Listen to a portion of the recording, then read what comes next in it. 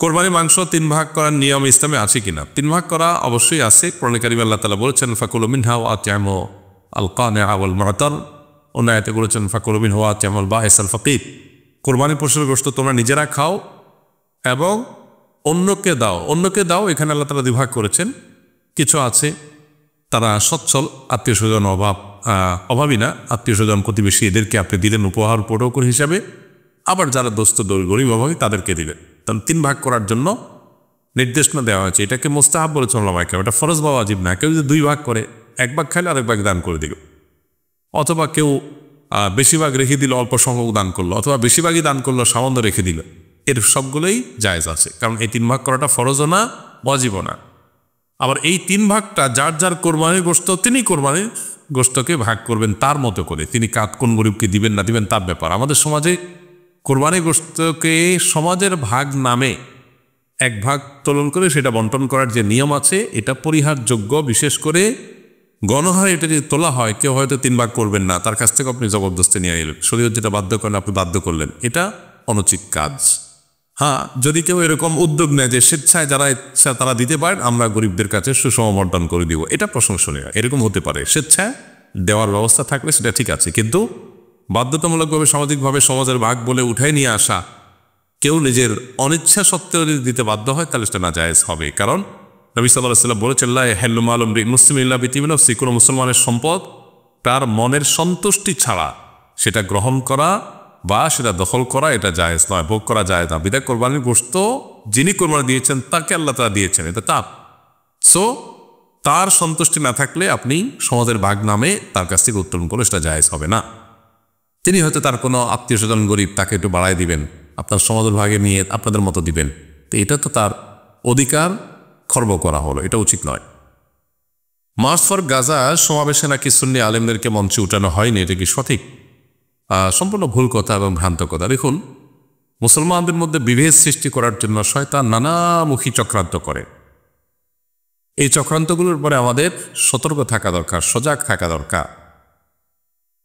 March for Gaza এই আয়োজনটি মূলত বাংলাদেশের সকল মত পথের মানুষ এক কাতারে দাঁড়িয়ে ফিলিস্তিন ইস্যুতে যে সবাই একমত, কারণ ভিন্ন মত নয়, এই কথা জানান দেওয়ার জন্য, বিশ্ববাসীকে বার্তা দেওয়ার জন্য এই আয়োজন হয়েছে। সেখানে বিশেষ মুসলমানদের বিশেষ কোনো শ্রেণী যদি বাদ যায়, তাহলে তো উদ্দেশ্যই ব্যাহত হবে। এজন্য শুরু থেকেই এটার সাথে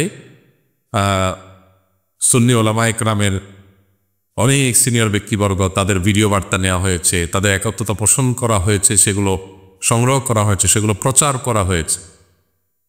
কেন করা হয়েছে? যাতে করে এই ইস্যুতে তারাও যে একসাথে আছেন, কাঁধে কাঁধ মিলিয়ে কাজ করছেন, এটি জানান দেওয়ার জন্যই। অতএব এখানে এই প্রশ্ন তোলা একেবারে অবান্তর যে ইচ্ছা কিন্তু তাদেরকে মঞ্চ তোলা হয়নি। হ্যাঁ, কিছু ভুল হয়েছে, এটা সন্দেহাতীতভাবে সত্য। ভুল হওয়াটা স্বাভাবিক, কারণ যারা এগুলো করেছে সাধারণত রাজনৈতিক দলগুলো এ ধরনের কাজ করে। এখানে সর্বস্তরের মানুষ, সর্বস্তর ওলামায়ে কেরাম এখানে ইনভলভ হয়ে যাওয়ার কারণে তারা অনেকেই এ ধরনের প্রোগ্রাম আগে করেন নাই, অভ্যস্ত না, যার কারণে অনেক ভুলভ্রান্তি হয়েছে, এতে কোনো সন্দেহ নেই। তবে এখানে নেসারাবাদের পীর সাহেব তিনি ছিলেন যেরকম মঞ্চে, আর অনেকে মঞ্চে ছিলেন। ফুলতলির ঢাকা ইউনিভার্সিটির যিনি শিক্ষক ফুলতলির পীর সাহেব, উনি বায়তুল মুকাররমে আমরা একসাথে সেখান থেকে রওনা দিয়েছি, একসাথে ছিলেন, মঞ্চে আসবেন এটাই ঘোষণা ছিল। কিন্তু পথে ভিড়ের কারণে হারায় গেছে, আমরা সবাই আলাদা আলাদা হয়ে গেছি, যার কারণে আর তাকে পাওয়া যায়নি। আবার অনেকে ছিলেন যাদেরকে হয়তো মঞ্চের আশপাশে পাওয়া যায়নি, মঞ্চের আশপাশে তারা না থাকার কারণে দেখা যাচ্ছে যে তাদেরকে আমরা মিস করেছি, তাদেরকে ডেকে একসাথ করা যায় নাই, উঠানো যায় না, এরকম একটা বিষয় হয়েছে। আবার কেউ কেউ হয়তো মঞ্চের আশপাশে ছিলেন কিন্তু তাদেরকে চেনা যায় নাই কোনো কারণে, সেটা আমাদের ভুল যে আমাদের ভাইরা চিনতে পারে নাই। সবচেয়ে বড় কথা হলো শেষের দিকে এসে চতুর্পাশে ব্যারিকেডগুলো যেভাবে ভেঙে পড়ে গেছে, যেভাবে মানুষ হুমড়ি খেয়ে স্টেজের দিকে আসছিল এবং প্রশাসনের তরফ থেকে বারবার করে প্রোগ্রাম তাড়াতাড়ি শেষ করার কথা বলা হয়েছে, তখন আসলে হুলস্থুল করে প্রোগ্রাম শেষ করা হয়েছে, অনেকেই বাদ করেছে। সেখানে এবি পার্টির চেয়ারম্যান জনাব মঞ্জু সাহেব, মুজিবুর রহমান মঞ্জু, তিনি ছিলেন, অথচ তার নাম নেওয়া হয় নাই। ছাত্রদলের সভাপতি এবং সেক্রেটারি তারা এসেছেন, তাদের নাম ঘোষণা হয়নি, তারা অবশ্য স্টেজের কাছে আসতেও পারেন নাই, কিন্তু মূল প্রোগ্রামে এসেছেন। এরকম বহু গুরুত্বপূর্ণ ব্যক্তি, আইমান সাদি তিনি এসেছেন কিন্তু তার নাম ঘোষণা হয়নি, এরকম অনেকের নাম ঘোষণা হয়নি। তো এগুলো অনিচ্ছাকৃত। এগুলোকে দিয়ে যদি কেউ নতুন করে কোনো বিভেদ তৈরি করতে চায় সেটা মুসলমানদের জন্য ক্ষতিকর, এটা কোনো কল্যাণকর বিষয় নয়। আল্লাহ আমাদেরকে বোঝার তৌফিক দান করো।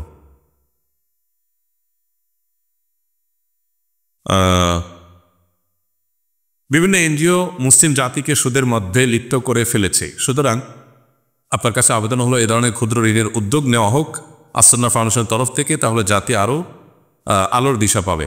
ইনশাআল্লাহ বিদিল্লাহ ফাউন্ডেশন থেকে এ ধরনের প্ল্যান করার কথা আমরা চিন্তা ভাবনা করছি। দোয়া করবেন যেন আল্লাহ তাআলা সেদিকে আমাদেরকে নিয়ে যান এবং সহজ করেন। ব্যক্তিগত পারিবারিক গোরস্থানের উন্নয়ন সরকারি অনুদানের টাকায় করা যাবে কিনা? সরকারি অনুদানের টাকাটা কিসের সেটা দেখতে হবে।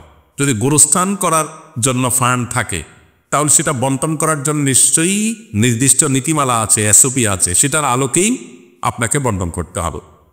যদি টাকাটা গোরস্থানেরও হয় এবং নীতিমালা লঙ্ঘন করে আপনি সুবিধা পেয়ে আপনার এলাকাতে, নিজের এলাকাতে বা নিজের বাড়িতে কবরস্থান উন্নয়ন করেন তাহলে সেটা গুনাহ হবে।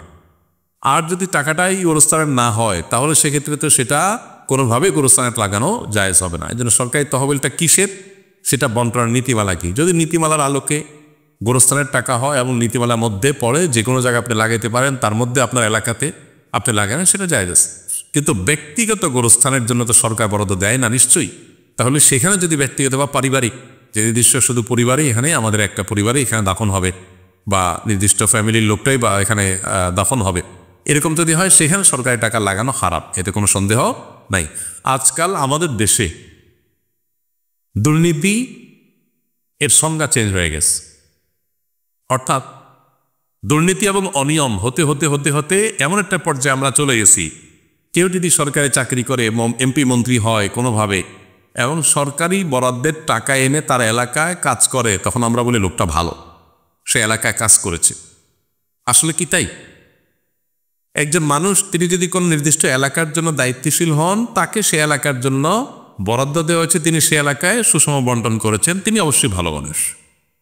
কিন্তু আপনি একজন এমপি, আপনার সংসদীয় আসনের পুরো এলাকার মানুষের জন্য বরাদ্দ হয়, বিশেষ কোনো এলাকা বিশেষ ইউনিয়নের জন্য উপজেলার জন্য আলাদা বরাদ্দ হয় না, যে শুধু এটার জন্য বরাদ্দ স্যার কোথাও হয় না, এরকম নর্মালি হয় না।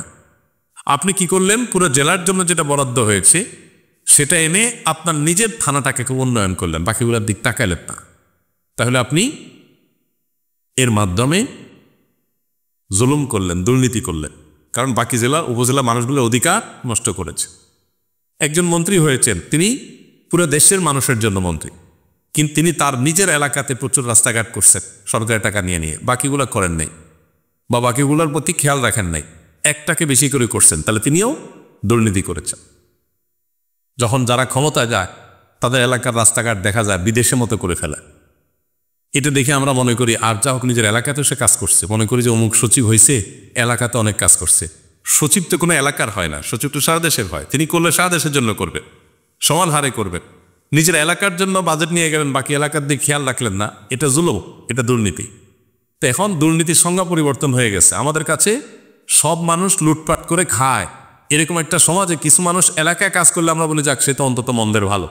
ব্যাপারটা এরকম যে ঘুষ খায়াও কাজ করে না, এরকম সমাজে কেউ যদি ঘুষ খায় কাজটা করে বলে লোকটা ইমানদার, সৎ মানুষ, উনি সৎ মানুষ, অসৎ না, কারণ উনি ঘুষ খাইলে কাজ করে। এখন আমরা সেরকম একটা সমাজে আছি। আল্লাহ তাআলা আমাদেরকে হেদায়েত দান করুন।